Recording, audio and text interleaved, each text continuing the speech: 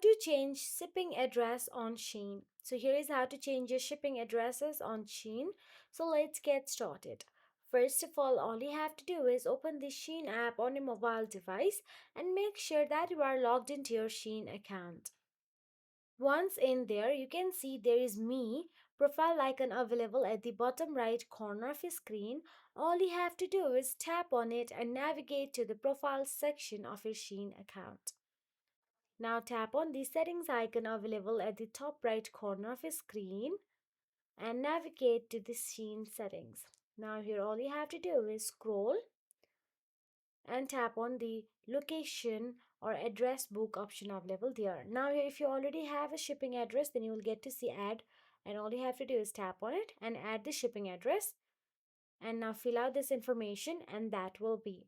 If you found this video helpful, please like, share and subscribe our channel, and thank you so much for watching.